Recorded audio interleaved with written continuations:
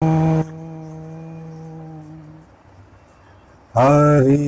हरि ओम हरि हरि ओम हरि हरि ध्यान मूलम गुरुमूर्ति पूजा मूलम गुरु कृपा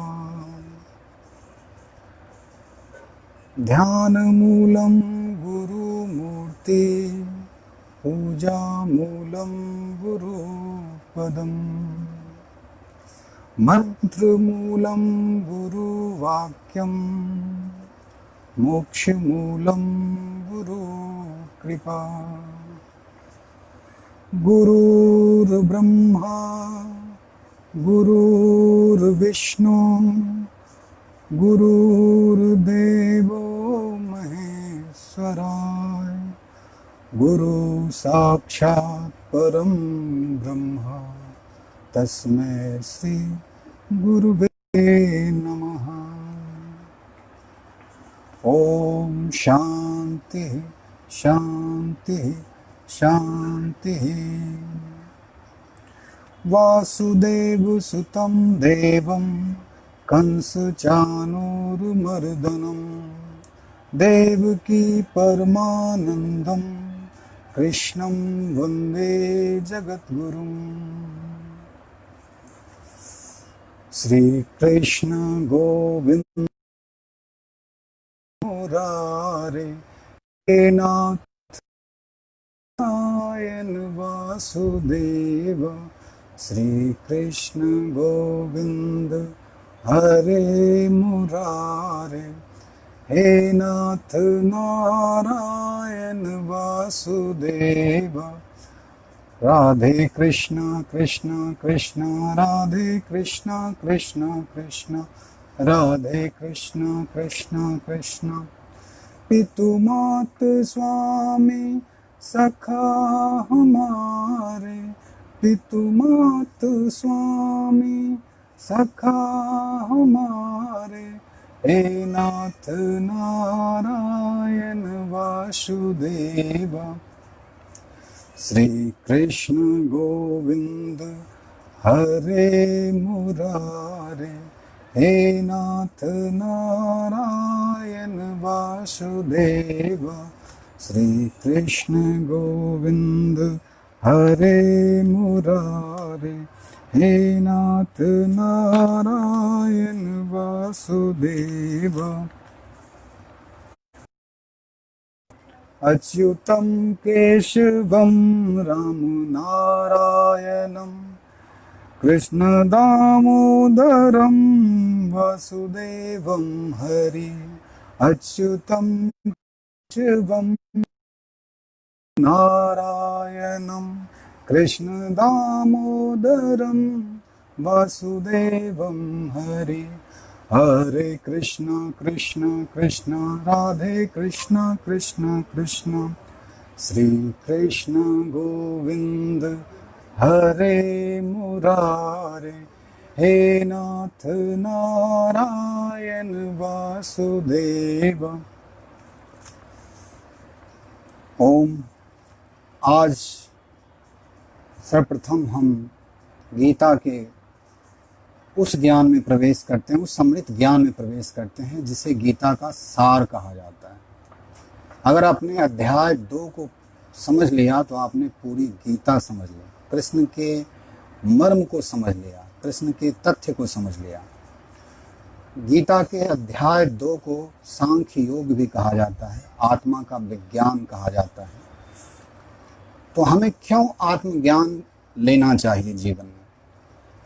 हमने तो ऑलरेडी स्कूली शिक्षा ली है, कॉलेज की शिक्षा ली है, अलग अलग फील्डों में, अलग अलग क्षेत्रों में हमने विशेषज्ञता हासिल की है। तो हमें फिर आत्मविद्या क्यों ग्रहण करनी चाहिए? क्योंकि महाभारत में ये बताया जाता है युद्ध के समय कि अर्जुन जैसा कैपेबल व्यक्ति भी, अर्जुन जैसा योग्य व्यक्ति भी जो बुद्धि में कुशल है, जो धनुर्विद्या में कुशल है, आचार्यों से उसे अच्छी ट्रेनिंग मिली है, शस्त्र अस्त्र की उसने तपस्या करके अपने शस्त्रों को विकास किया है, बढ़ाया है, अपनी सामर्थ्य को बढ़ाया है, वैसा व्यक्ति भी फ्रस्ट्रेट हो सकता है, वैसा व्यक्ति भी लड़खड़ा सकता है, वैसा व्यक्ति भी कह सकता है कि मैं जीवन संग्राम में हार चुका हूँ, मुझे सन्यासी बन जाने दें, मुझे ये सब छोड़ के निकल जाने दें। और अक्सर धार्मिक लोगों के का ये बहाना होता है कि दुनिया, ये महफिल मेरे काम की नहीं, इसलिए मैं इस दुनिया से चला जाता हूँ। दुनिया क्या है? माया है, मैं छोड़ देता हूँ इस दुनिया को। बड़ा सहज है संन्यास मार्ग का चयन कर लेना। सन्यासी बनना तो बहुत कठिन है, बहुत बड़ी बात है। बिरले ही 2 से 4% लोग ही वैसा कर पाते हैं। तो आइए हम गीता में प्रवेश करें। गुरुं हत्या हि महानुभावं श्रेयों भुक्तुं भैक्षम्पि ह लोके। ऐसे महापुरुषों को जो मेरे गुरु हैं, उन्हें मारकर जीने की अपेक्षा इस संसार में भीख मांगकर खाना मैं ज़्यादा पसंद करूंगा। भले हुए सांसारिक लाभ के इच्छुक हैं, किंतु हैं तो गुरुजन ही। यदि उनका बद्ध होता है तो हमारे द्वारा भोग्य प्रत्येक वस्तु उनके रक्त से सनी होगी। जीवन में संघर्ष, जितने भी संघर्ष हैं, पिता पुत्र का संघर्ष हो, देश का एक दूसरे देश से संघर्ष हो, या किसी भी रंग का संघर्ष हो, सारे संघर्ष भौतिक स्तर के संघर्ष, सीमाओं के संघर्ष। आप एक सीमा में अपने आप को बांध लेते हैं और फिर आपको लगता है कि आपकी सीमा का अतिक्रमण किया गया, या आप ये सोचते हैं कि हमें अपनी सीमा का विस्तार करना है। ये विस्तारवादी सोच ही हमें युद्ध की तरफ ले जाते हैं।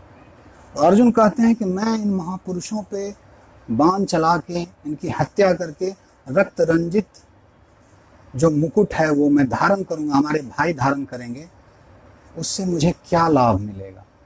मुझे पूरी सृष्टि का स्वर्ग दे दिया जाए, पूरी सृष्टि का साम्राज्य दे दिया जाए, फिर भी मेरे मन को तृप्ति, मेरे मन को शांति नहीं मिलेगी।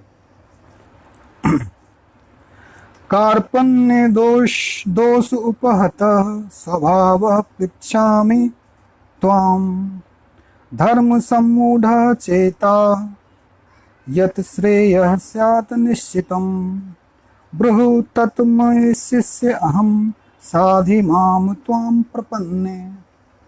अब यहाँ कृष्ण गुरु की भूमिका में प्रकट होते हैं। अभी तक वो मित्र की भूमिका में थे। अब अर्जुन कहते हैं कि मेरी बुद्धि तो चकरा गई है, मुझे अच्छा बुरा कुछ दिख नहीं रहा है, या तो ये जीतेंगे या मैं जीतूंगा।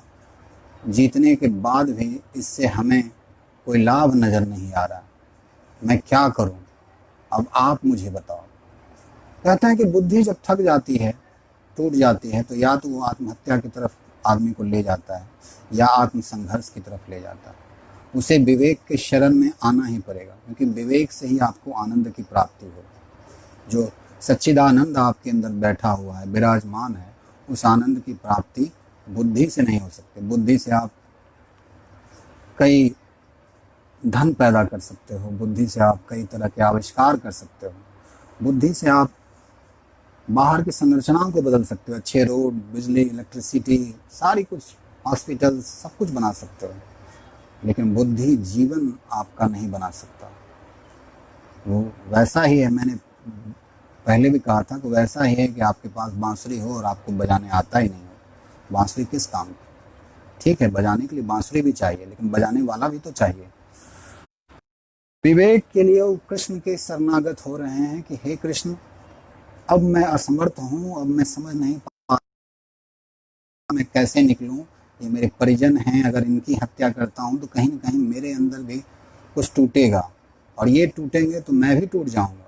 मैं खड़ा कैसे रहूँगा? कि इन्हीं आधारों पे तो मैं खड़ा हूँ, इन्हीं पहचानों के लिए लेकर के तो मैं खड़ा हूँ। मैं कहता हूँ कि मैं पांडव का पुत्र हूँ, पांडु का पुत्र हूँ, पितामह का पौत्र हूँ। अगर ये लोग चले गए तो मैं भी अपने आप को संभाल नहीं पाऊंगा। मेरी आइडेंटिटी इनसे जुड़ी हुई है। तो ये जो प्रॉब्लम है, ये है आइडेंटिटी क्राइसिस का प्रॉब्लम। सारा जीवन हम आइडेंटिटी ही बनाते रहते हैं, मैं फला हूँ, अब मैं फला हो जाऊँगा, अब मैं ये हूँ, अब आगे मुझे ये होना है। सारा जीवन हम उस आइडेंटिटी को बनाने और बिगाड़ने और फिर उसे नया करने या उसे सुरक्षित करने या उसे विस्तार करने में लगा देते हैं। इस अनवरत चलने वाला एक फिक्सिंग प्रोसेस है, फिक्स करते रहते हैं, इसे ठीक करना है, उसे ठीक करना है। भौतिक जगत में आप कुछ भी अचीव कर लो, वो परिवर्तनशील है। हाँ, वो क्षण 2 साल हो सकता है, 100 साल तक हो सकता है, लेकिन वो नष्ट होगा ही होगा।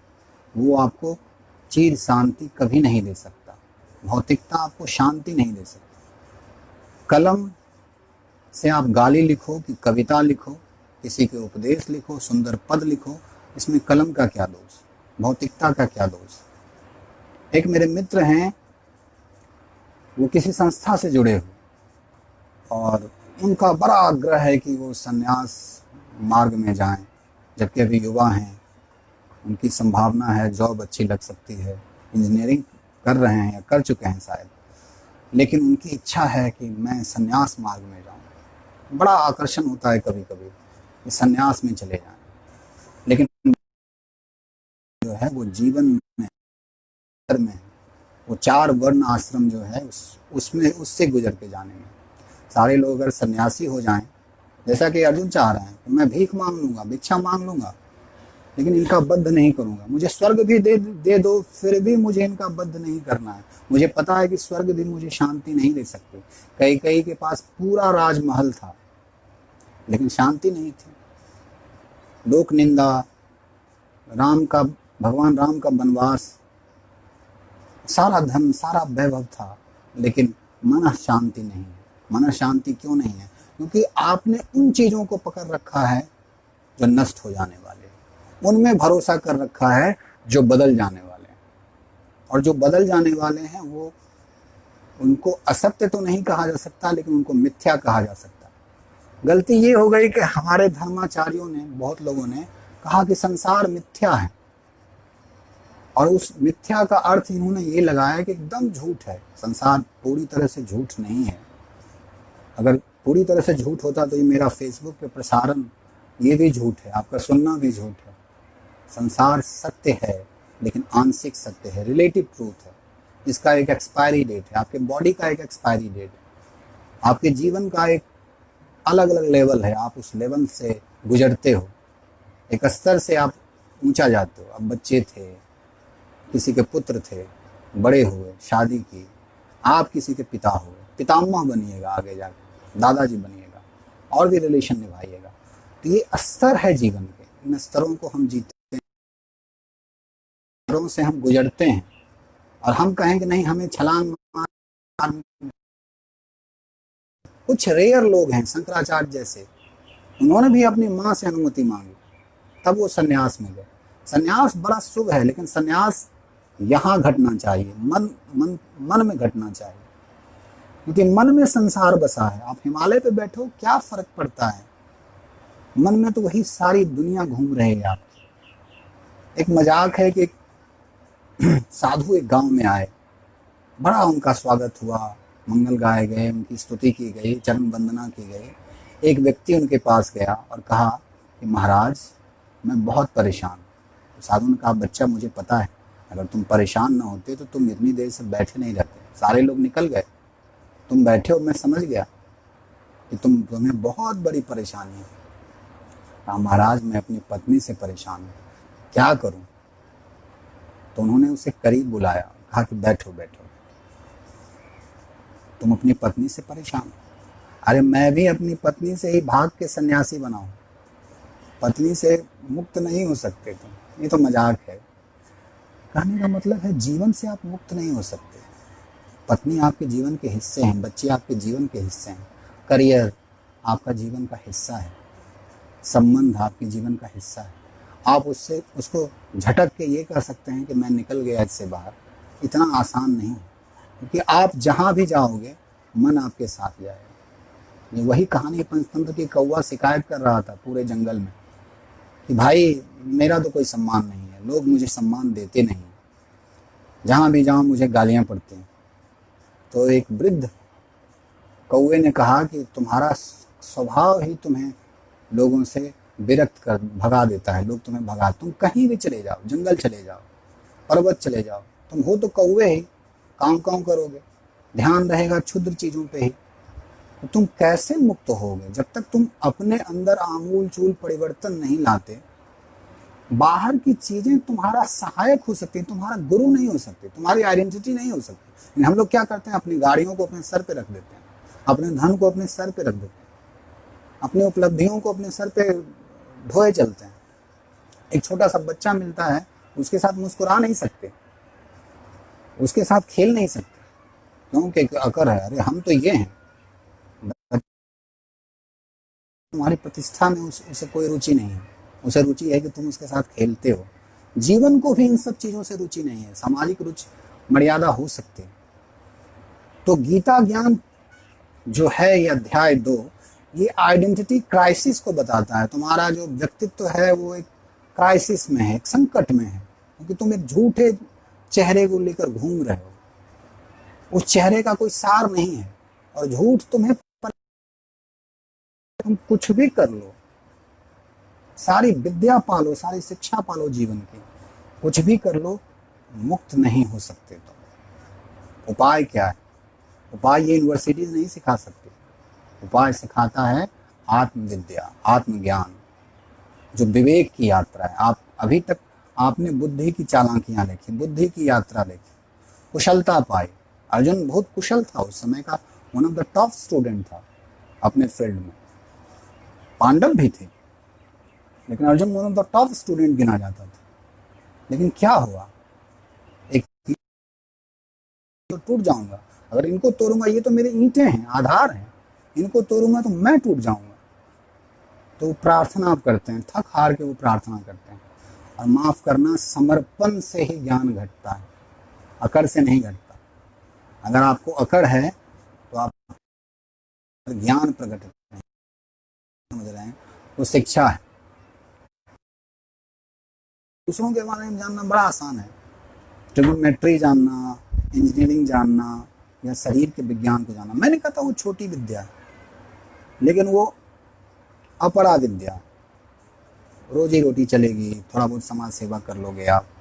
लेकिन जो ज्ञान की विद्या है, जो आपको आनंद के लिए आत्मनिर्भर बनाता है। आत्मनिर्भर का अर्थ है अपने पे निर्भर होना, सुखों के लिए खुद पे निर्भर होना। अगर आप सुखों के लिए किसी दूसरे व्यक्ति, वस्तु, परिस्थिति, घटनाओं पर ज़्यादा निर्भर हैं, तो आप तो सदा दुखी होंगे, क्योंकि स्विच किसी दूसरे के हाथ में होगा। वो जब चाहेगा ऑफ करेगा, जब चाहेगा ऑन करेगा। प्रेमिकाएं रूठ जाएंगी, स्थितियां सही नहीं रहेगी जीवन में। तो परिस्थिति से स्वस्थिति में जो प्रवेश की यात्रा है, वही गीता ज्ञान है। स्वस्थिति में आना, अपनी स्थिति में आके स्थित हो जाना। और अपनी स्थिति क्या है? बिना विवेक जगाए, बिना प्रेम जगाए, बिना आत्मविद्या का सत्संग किए आप उस स्थिति को नहीं जान सकते। तो अर्जुन कहते हैं कि अब मैं तुम्हारी शरण में हूँ, अब मैं आपका शिष्य हूँ, आपका शरणागत हूँ, कृपया मुझे उपदेश दें। अब मैं आपकी शरण में हूँ। अभी तक मैं आपको मित्र मान रहा था, बुद्धि का खेल खेला, आपको बहुत चिढ़ाया, लेकिन अब मैं आपका शिष्य बन गया हूँ, क्योंकि मैं समझता हूँ कि मेरी बुद्धि फेल हो गई है, मेरा कौशल काम नहीं आ रहा है, ये मनोवैज्ञानिक हार है मेरी। कई युद्ध जीते होंगे मैंने, लेकिन ये मेरी मनोवैज्ञानिक हार है, मैं हार चुका हूँ। अब आप मार्ग बताएं, क्या करूं मैं? कहते हैं कि जीवन में कृपण वही है, व्यग्र वही है जो भौतिक समस्याओं से मुक्त नहीं है, जो भौतिक समस्याओं में उलझा हुआ है। कहते हैं कि अरे ये लड़का बहुत बदमाश हो गया, इससे शादी करा दो, दाल रोटी का भाव पता चलेगा, दिन दुनिया समझ में आएगा, ये चिंता में पड़ जाएगा और ये सही हो जाएगा, बहुत उड़ रहा है, स्वतंत्र है ये, स्वच्छंद है ये। तो कृपणता जो जीवन की है वो यही है कि जो शिक्षा हमें दी गई है वो शिक्षा पेट पालने वाली शिक्षा है। उससे भोजन तो मिल सकता है, लेकिन आंतरिक भोजन आपको नहीं मिलेगा। उसके लिए तो त्याग करना पड़ेगा, उसके लिए तो ज्ञान की ज्योति जलानी होगी, उसके लिए तो संघर्ष करना होगा, अंतर संघर्ष को समझना होगा और उसमें एक सामंजस्य, एक संगीत बिठाना होगा। कृष्ण की बांसुरी बाहर बजा देने से आपके अंदर संगीत पैदा नहीं होगा, वो संगीत आपको अपने अंदर लाना पड़ेगा। तो कृष्ण अर्जुन कहते हैं कि मुझे ऐसा कोई साधन नहीं दिखता जो मेरी इंद्रियों को सुखाने वाले शोक से मुझे दूर कर सके। स्वर्ग पर देवताओं के अधिपत्य की तरह इस धन्य धान्य संपन्न सारी पृथ्वी पर निष्कंटक राज प्राप्त करके भी मैं शोक को दूर नहीं कर सकूंगा। कहते हैं सिकंदर एक संत के पास गए और कहा कि आप चलें, आप बहुत विद्वान हैं, मेरे गुरु ने आदेश दिया है कि भारत में एक संत, किसी भी महान संत को ले। उस संत ने कहा कि मैं नहीं जा सकता, मुझे अपना इस जगह पे रहना ही अपने आप में पुण्य है, मुझे किसी की जरूरत नहीं है, तुम चले जाओ सिकंदर। और तुम समझते हो तुम दुनिया जीतोगे? तुम कभी दुनिया नहीं जीत पाओगे, और जीत भी लिया तो भी तुम्हारे अंदर वो तृप्ति बची रहेगी कि कोई और दुनिया होती। तो उस पहली दफा सिकंदर को यह एहसास हुआ कि ये व्यक्ति निर्भीक व्यक्ति है। सिकंदर ने कहा कि अगर आप मेरे साथ नहीं चलोगे तो मैं आपकी हत्या कर दूंगा। संत हंसने लगे। उन्होंने कहा कि मैंने अपना सर तो पहले ही काट रखा है, मेरा अहंकार अब जिंदा नहीं है, मैं चैतन्य में जीता हूँ, मैं मर्त चीजों में, झूठी आइडेंटिटी में नहीं जीता। तो तुम आराम से ये सर ले जा सकते हो, मैं कब का मर चुका हूँ और कब का।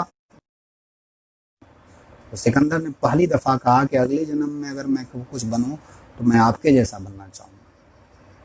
और उस संत ने कहा कि मैं कुछ भी बन जाऊं, तुम्हारे जैसा मत बनो। हम सब छोटे बड़े सिकंदर की तरह जीवन जी रहे हैं, महत्वाकांक्षा में। अर्जुन कहता है कि सारी महत्वाकांक्षा, सारी पृथ्वी, सारा स्वर्ग का आधिपत्य भी मुझे मिल जाए, फिर भी ये मेरे शोक को खत्म नहीं कर सकता, क्योंकि मेरी मूल आइडेंटिटी ही टूट जाएगी। जिस आइडेंटिटी पे मैं खड़ा हूँ, जिस पहचान पे मैं खड़ा हूँ, वो पहचान ही टूट जाए, अगर दांत ही न हो तो आप कसेली खाने का क्या फायदा, खा ही नहीं सकते।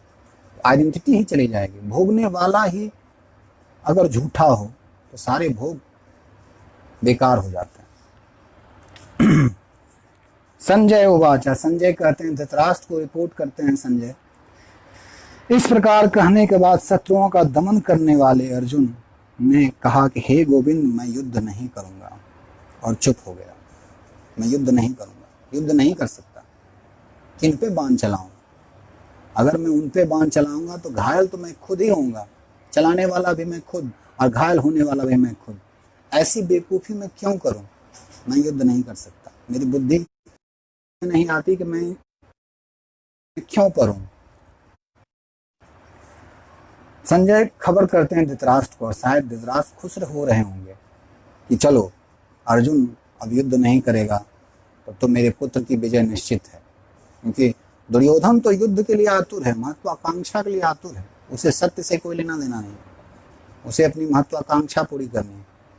महत्वाकांक्षा के लिए वो कृष्ण के पास भी गया, जिस कृष्ण को उसने कहा कि मैं तुम्हें बांध दूंगा, मैं तुम्हें कैद कर लूंगा, उस कृष्ण के पास दोबारा गया सेना मांगने, क्योंकि वो महत्वाकांक्षी है, उसे सत्ता चाहिए। और ये गलत भी नहीं, सामान्य सोच के लिए अर्जुन कहते हैं कि मुझे ये सत्ता वत्ता कुछ नहीं चाहिए, अपने लोगों की हत्या करके मुझे कौन सा सुख मिलेगा, कौन सा आनंद मिलेगा, मैं इन सब चीजों में नहीं पड़ना चाहता। तो धृतराष्ट्र बड़े खुश होंगे कि चलो अब अर्जुन युद्ध नहीं करेगा, इसका मतलब है मेरे पुत्र की विजय निश्चित है। भगवान अब कहते हैं, श्री भगवान उवाच, श्री भगवान उवाच, अशोचान अनशोच त्वं प्रज्ञावान च भासते, गतम असून अगत असून च न अनुशोचति पंडितः। हे अर्जुन, तुम ज्ञान की तो बात कर रहे हो, ये तो कह रहे हो कि राजा लोग हैं, मित्र लोग हैं, भाई लोग हैं, इनको मार के इनके खून से सने हुए भोग को मैं ग्रहण नहीं कर सकता।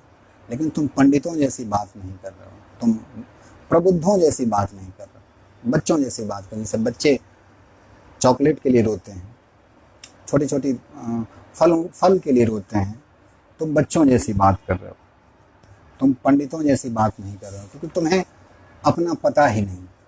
तुम एक झूठी सेल्फ आइडेंटिटी को लेके एक सोशल आइडेंटिटी को लेके तुम जीवन की व्याख्या कर रहे हो, और जीवन तुम पे हंस, तुम्हारी जो है वो मूर्खतापूर्ण है। तुम पंडितों वाली बात नहीं कर रहे हो, क्योंकि तुम्हें आत्मविद्या का पता ही नहीं। तुम्हें लगता है कि सब मर जाएंगे, तुम्हें लगता है कि मैं मर जाऊंगा। ये जो ज्ञान है तुम्हें, ये जो देहवादी ज्ञान है, आप तो हर क्षण मरते हो। आप बस ध्यान नहीं देते, आप हर क्षण मरते हो। जब आप भाई से बात करते हो तो हाँ भाई हो जाते हो, आप पिता वहां से गुजर जाता है। जब आप अपने पुत्र से बात करते हो तो पिता प्रकट होता है।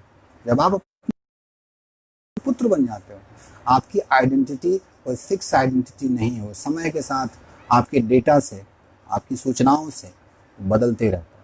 तो कोई फिक्स आइडेंटिटी नहीं है।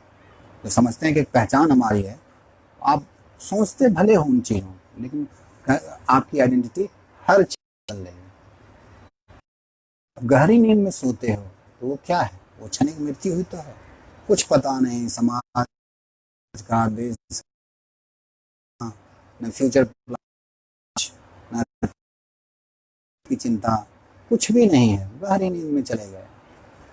कौन सोया ये भी पता नहीं। जो आइडेंटिटी के लिए हम लोग इतनी मारा मारी करते हैं, मैं हिंदू हूँ, मैं मुस्लिम हूँ, मैं सिख हूँ, ईसाई हूँ, मैं भारतीय हूँ, मैं पाकिस्तानी हूँ, सारी आइडेंटिटी वहाँ ख़त्म हो जाती है। फिर भी आप उस सुख के लिए, उस निद्रा के लिए बड़ा प्रयासरत करते हो कि गहरी नींद आ जाए। वो क्षण आत्मा का ही क्षण है।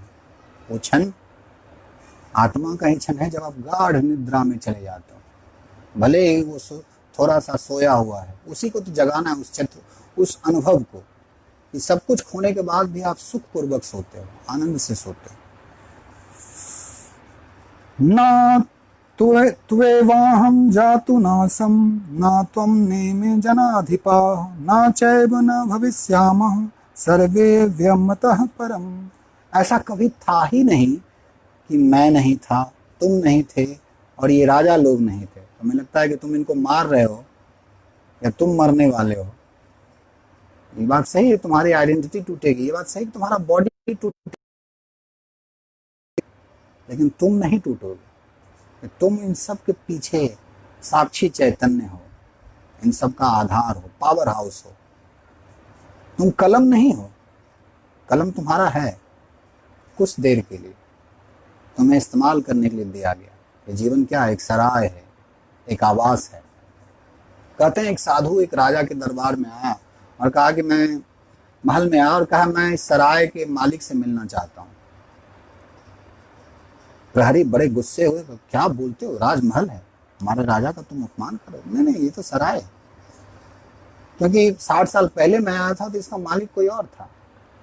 कहाँ उनके पिता थे। तो कहा ठीक है, मैं फिर अगर 60 साल बाद भी आऊँगा, क्योंकि योगी थे वो, 60 साल बाद भी आऊँगा तो फिर इसका मालिक बदल जाएगा। ये सराय है। राजा को खबर हुई, महात्मन आप सही कहते हैं, ये जीवन क्या है? सराय। एक टाइम जोन में, एक समय यात्रा में, काल से महाकाल की यात्रा हमें करनी है। काल हर चीज को खा जाएगा, लेकिन अगर आप अनंत को पाते हैं, अनंत में ही सब चीजों का अंत होता है।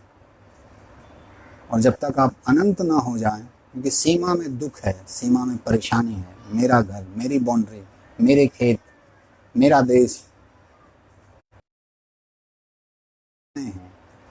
आप इन सब सीमाओं में बंधे रहते हैं। और ये सीमाएं ही आपको लड़ाती हैं, सीमाएं ही आपको युद्ध के लिए प्रेरित करती हैं। और ये सीमाओं के चलते आप विस्तार भी करना चाहते हैं। अभी मेरे पास 5 करोड़ है या 5,000 है, अगले बार मैं सोचूं 20,000 हो, और आप अंतहीन एक दौड़ में पड़ जाते हैं जीवन में। जबकि आपको ध्यान देनी चाहिए कि आपकी आवश्यकता क्या है, आपकी ज़रूरत क्या है। जीवन में जो जो ज़रूरत है उसकी चिंता करें, लेकिन हम लोग इच्छाओं में पड़ते हैं। अगर आप एक आईफोन खरीदते हैं और उस पर आप लूडो खेल रहे हैं, तो आईफोन खरीदने का क्या तुक है? लूडो खेलने के लिए लूडो ले आइए, एक छोटा सा कोई फ़ोन ले लीजिए। लेकिन हम शो ऑफ करते हैं, सारा दूसरों के लिए जीते हैं, दिखाने के लिए। मैं कितना बड़ा हो गया, मुझे पहचानो, मैं हूँ डॉन, मैं हूँ कौन। हम अपनी पहचान हमेशा सर्टिफाइड होते हैं, दूसरे हमें सर्टिफिकेट दें कि आप बहुत अच्छे हैं, आप बहुत संत हैं। मुझे भी कुछ लोगों ने कहा तुम कथा भी कर रहे हो, गीता पे व्याख्या भी कर रहे हो और भक्ति गीत भी गाते हो, कभी कभी फिल्मी गीत भी तुम्हें गाते देखा है, तुम कैसे बाबा? मैंने कहा मैं बाबा उस ढंग का बाबा नहीं, मैं आचार्य हूँ, मैं ऋषि हूँ।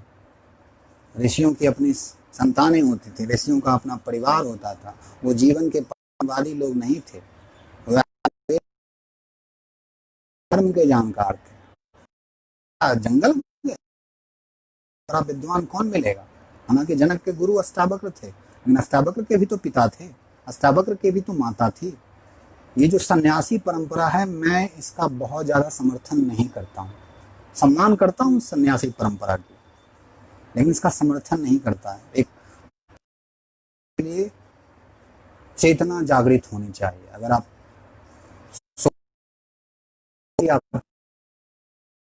राजा शोषण करेगा, पॉलिटिशियन शोषण करेंगे, धार्मिक लोग शोषण करेंगे। मैं चाहता हूं कि हर घर में वो दीप जले जो थोड़ा बहुत मेरे अंदर जला है। मैं ये दावा नहीं करता कि मेरा पूर्ण जगा, मैं उस यात्रा पे हूं। आप सब मेरे यात्री बने, मेरे साथ चलें, मुझे सहयोग दें और मुझे दिशा निर्देश भी दें। मैं कहता हूं कि आप भी, आपके अंदर भी मेरा गुरु छुपा हुआ है। मैं गुरु हूं ये बात नहीं है, मेरे अंदर गुरु है तो आपके अंदर भी है। क्या पता मैं आपके गुरु से अपने गुरु का तालमेल करूं, और वो एक ही गुरु है, कोई दो गुरु नहीं है। में कहते हैं ये जो तुम्हारी आइडेंटिटी है, जिस आइडेंटिटी को तुम जी रहे हो, क्या तुम आइडेंटिटी लेके आए थे? एक शब्द है पर्सनालिटी, परसोना शब्द से बना है, मुखौटा। हम जीवन में मुखौटे लगाते हैं अलग अलग। तुम बहुत अच्छे हो, तुम बहुत बुरे हो। कभी कभी उन मुखौटों को हम सीरियसली अपने चेहरे पे लगा लेते हैं। अरे उसने मुझे बुरा कहा, भाई उसने अगर चश्मा हरा पहना है तो तुम्हें वो हरा ही देखेगा ना, उसमें तुम्हारी कौन सी सच्चाई उसने वो उजागर कर दे। तुम अपने आप को नहीं जान रहे हो और तुम करो दुनिया तुम्हारे बारे में राय बना रही है। तुम अपने बारे में सटीक जानकारी नहीं है तुम्हें। तो ये जो आइडेंटिटी क्राइसिस है, यही पूरे जीवन का तनाव है। अपना कोई वास्तविक चेहरा ही नहीं, हम नकली चेहरों को लेकर घूम रहे हैं, उस नकली चेहरों को अपने जीवन में ढो रहे हैं और उन नकली चेहरों से ही नकली बने हुए हैं। क्योंकि जो उन चेहरों को सहलाए प्रशंसा करेगा, जो उन चेहरों पर प्रश्न चिन्ह नहीं उठाएगा, रंग रोगन करेगा, मेकअप करेगा, हम उसे कहेंगे अरे ये तो मेरा मित्र है। लेकिन सच्चा प्रेम बड़ा हुआ होता है। गालिब ने कहा ये इश्क नहीं आसान, इतना तो समझ लीजिए, एक आग का दरिया है और डूब के जाना है। प्रेम इतना आसान नहीं है, ज्ञान इतना आसान नहीं है। अपने आप की हत्या करनी पड़ती है, जो आप मान रहे हैं उसकी हत्या करनी पड़ती है। इसीलिए तो सन्यासी लोग गेरुआ वस्त्र धारण करते हैं। गेरुआ किस चीज का प्रतीक है? गेरुआ अग्नि का प्रतीक। वो बताते हैं कि सब चीज को मैंने बस भस्मीभूत कर दिया है, जला दिया है सारी भौतिकता को। तो जब तक विद्या ना हो तब तक आप सरोज नहीं बजा सकते। हम देखते हैं ना सरस्वती माता का जो तस्वीर है उसमें वो बजाती हैं, इंस्ट्रूमेंट है, म्यूजिक इंस्ट्रूमेंट। कैसे बजाते हैं? कृष्ण क्यों इतना अच्छा बांसुरी बजाते हैं? क्या वो उन्होंने बांसुरी सीखा है? ठीक है सीखा होगा, लेकिन उसके पीछे उनकी आत्मा है, उसमें चेतना, प्रेम का भाव। तो हमें भी उस यात्रा पे चलना होगा, आत्म निरीक्षण करना होगा, आत्म दर्शन करना होगा, अपनी वास्तविकता को जानना होगा। क्या हमारे अंदर ऐसा कुछ है जो टूट फूट नहीं सकता? क्या हमारे अंदर कुछ ऐसा है जो परिवर्तित नहीं हो सकता? क्योंकि जब तक वैसी चीजों को हम पकड़ के बैठेंगे जो बदल जाए, बदलने वाली तो हर चीज बेवफा होती है। हमने सुना है ना, वो बदल गया, पहले जैसा ना रहा, मित्र हुआ करता था, अभी देखो उसके पास पैसे आ गए, हमें पहचानता नहीं, हमारी कदर नहीं करता, फोन नहीं करता, फोन उठाता भी नहीं, कहता मैं बिजी हूँ।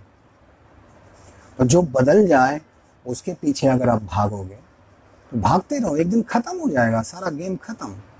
भौतिकता का एक एक्सपायरी डेट है, शरीर का एक एक्सपायरी डेट है।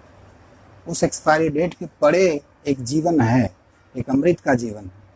अगर उस जीवन को आप नहीं जानते तो आपके जीवन की सार्थकता नहीं है। ये अलग अलग जरूरतें हैं जीवन की, भौतिक जरूरतें हैं, भोजन, वस्त्र, आवास। फिर समाज में हमें सम्मान चाहिए, प्रेम चाहिए, लेन देन करें, इसकी जरूरत है। लेकिन अंतिम जरूरत क्या है? स्वतंत्रता की जरूरत। आंतरिक रूप से स्वतंत्र हो गए, बाहर से तो आप कभी स्वतंत्र हो ही नहीं सकते। आप प्रकृति पे निर्भर हैं, हवाओं पे निर्भर। हवाओं ने इनकार कर दिया, आप खत्म हो जाओगे। सूरज ने इनकार कर दिया उगना, 5 दिन उगना बंद कर दे, पूरे पृथ्वी पे उथल पुथल मच जाएगा। आप कनेक्टेड हो भौतिक रूप से, प्रकृति ही हो, पूरी सृष्टि ही आपके अंदर है। यथा ब्रह्मांडे तथा पिंडे, जो पिंड में है, जो शरीर में है। और शरीर आपका कोई स्थिर घटना तो है नहीं, नदी जैसी है। आप अपना पुराना फोटो देखें और अभी का फोटो देखें, बहुत कुछ गंगा का पानी निकल गया। आप वो न थे, वो ना रहे। करोड़ों सेल जमते हैं और मर जाते हैं शरीर में प्रति क्षण। तो आप किसे आप पकड़ के बैठे हो? ये बस एक खेल है। कृष्ण ने इस्तेमाल किया, कृष्ण के जीवन एक खेल है, एक स्पोर्ट्स है। इसको स्पोर्ट्समैनशिप की तरफ लो, इसे बहुत ज़्यादा सीरियस बनाने की जरूरत नहीं। आज के लिए इतना ही।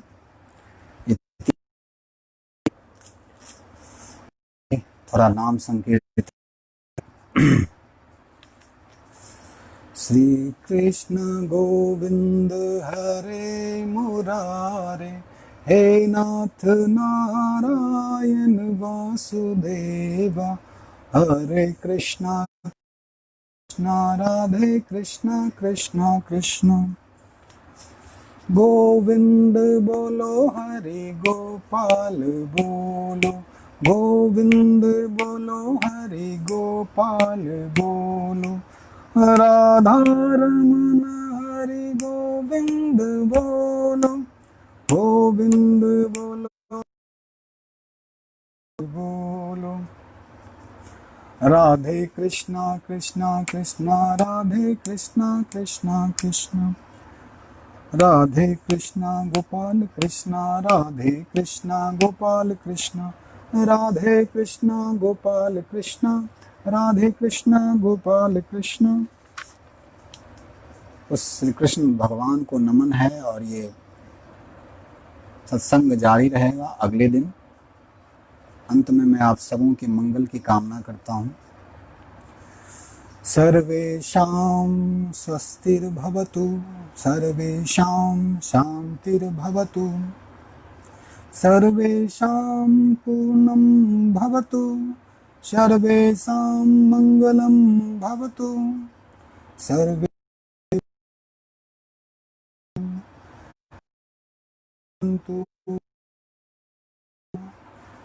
सर्वे भवन्तु सुखिनः, मा कश्चित् दुःखभाग् भवेत्। अपने परम गुरु श्री रामकृष्ण परमहंस को नमन करता हूँ। आपके जीवन में कृष्ण चेतना का अवतरण हो। श्री राम कृष्णार्पणमस्तु। इति। आपका दिन शुभ हो, मंगल हो। इस मंगल को आप पूरे अलग अलग क्षेत्रों में इस मंगल गान को फैलाएं। हरि